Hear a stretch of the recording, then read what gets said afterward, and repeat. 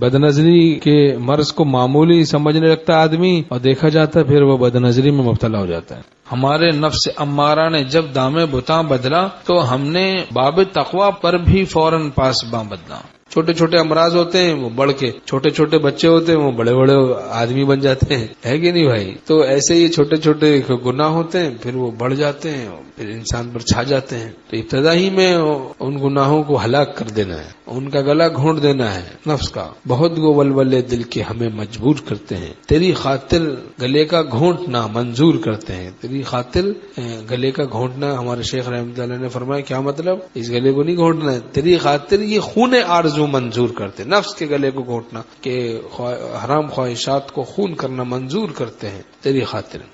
تو اس کو بڑا بھیانک اور خطرناک زہر سم قاتل سمجھنا ہے روح کے لیے، تو اس کی برائی دل میں کم نہ ہونے پائے، ہوشیار رہنا ہے، چونکہ یہ جڑ ہے ہر طرح کی بے حیائیوں کی جڑ ہے یہ بد نظری۔ تو اس کی برائی جہاں کم ہونے لگے تو سما ہوشیار ہو جائے، نفس کی چال ہے۔ یہ بد نظری کی برائی کم کیوں ہو رہی ہے ہمارے دل میں؟ اب یہ کم ہوگی پھر آگے نظر کی حفاظت کے اہتمام پر اثر پڑے گا، وہ اس میں کمی آئے گی۔ پھر دیکھو تو اشتی پشتی جناب جس طرح بھی نظر پڑتی رہے گی ادھر ادھر، پھر نظر آزاد ہونی شروع ہو جائے گی، پھر بد نظری شروع ہو جائے گی، پھر آدمی بالکل برباد ہو کے رہ جاتا ہے، ملعون ہو جاتا ہے۔ لعن اللہ الناظر والمنظور الیہ، آپ صلی اللہ علیہ وسلم نے لعنت کی بد دعا دی، اللہ لعنت فرما جو بد نظری کرے اور اپنے کو پیش کرے۔ نبی کی لعنت کی بد دعا لگتی ہے۔ بعض سمجھتے ہیں صوفیوں کی باتیں بس ایسی باتیں صرف کہ بد نظری سے بچو، بد نظری سے بچو۔ ارے بھائی جب لعنت آئے گی، لعنت کی بد دعا لگے گی، آپ صلی اللہ علیہ وسلم کی ایسی حالت ہو جائے گی کہ کوئی آنسو پوچھنے والا بھی نہیں ملے گا، اور پھر نانی یاد آ جائے گی، پھر پتہ چلے گا۔